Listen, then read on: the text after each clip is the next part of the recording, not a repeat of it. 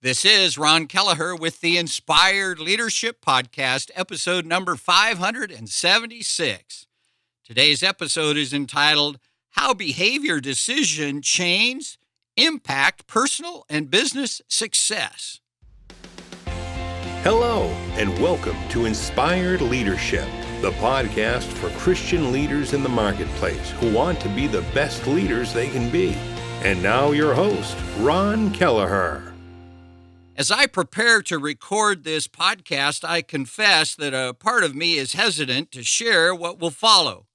It's not just the vulnerability of revealing a personal struggle, but also the realization of how profoundly this struggle mirrors a fundamental aspect of leadership. You see, in recent years, I've found myself wrestling with a rather mundane yet persistent challenge: weight gain. Like many, I've navigated the labyrinth of diets and exercise regimes with varying degrees of success and setbacks. So to tackle this, I turned to a modern solution, a digital app designed to help me make better food choices and track progress towards a healthier weight. It was during this journey that I stumbled upon a concept that resonated with me far beyond dietary habits. It's called the behavior decision chain. As I delved deeper into this subject, I couldn't help but draw parallels between my personal experiences with this app and our daily decision-making processes as business leaders. While simple in structure, the behavior decision chain unravels the complexity of our actions and their consequences. Throughout my research, it became increasingly clear to me that this concept, though applied in my personal context, holds immense value for executives and leaders in the business world. The parallels are striking, from recognizing triggers that lead to certain decisions to understanding the underlying thoughts and subsequent actions, and finally confronting the inevitable consequences of these decisions. The chain has 4 steps. First, there is the trigger. This is an event or situation that initiates the chain.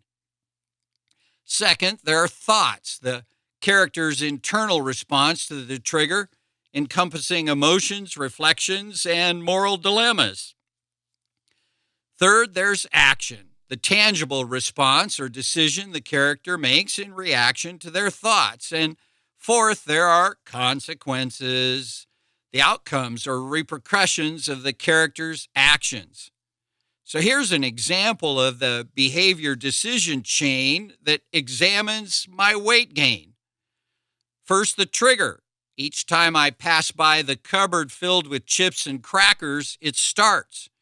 This cupboard is like a cue that sets off a familiar routine. It's the starting point of a pattern to which I've become, sadly, accustomed. Second, there are the thoughts. I immediately start looking for something to do when I feel bored. Often this leads me to seek some distraction or comfort. This boredom pushes me into a state of mind where I seek something to fill that void.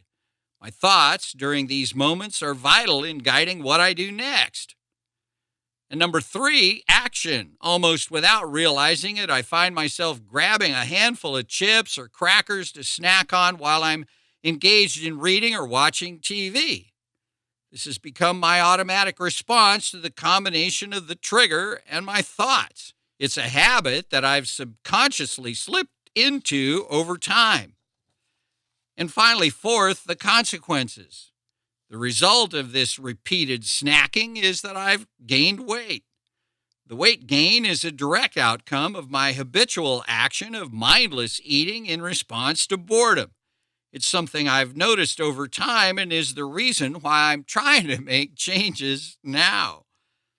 Now, by understanding this behavior chain, I now see how important it is to recognize these patterns. Knowing what sets off this chain of events is my first step towards making changes, like avoiding the trigger or finding healthier ways to cope with boredom, which are essential for reaching my weight loss goals. Now, in sharing this story, I aim not just to talk about a personal battle with weight, but to illuminate a powerful framework that can profoundly impact our approach to leadership and decision making. As leaders, we navigate myriad decisions daily, each with its own set of triggers, thoughts, actions, and consequences. By examining these elements through the lens of the behavior decision chain, we can gain deeper insights into our leadership styles, decision-making processes, and ultimately, the outcomes we drive in our organizations.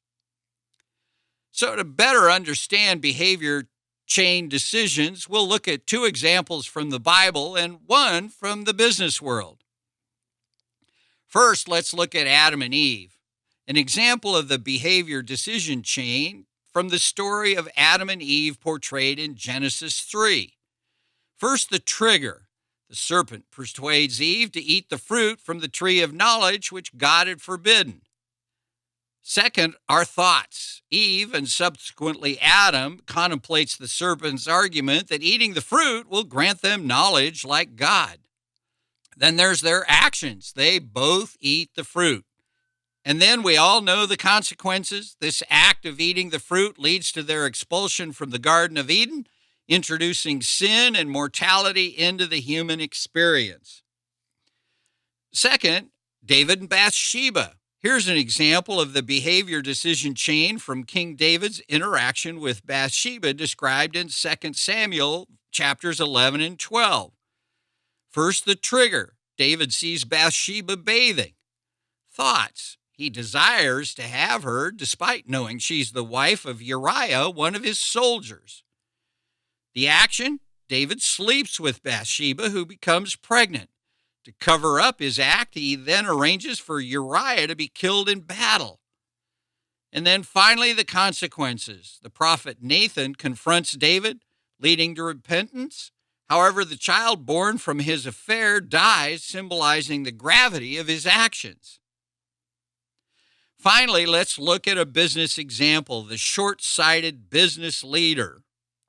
First, the trigger. A business leader is under pressure to increase profits and reduce operational costs. Sound familiar?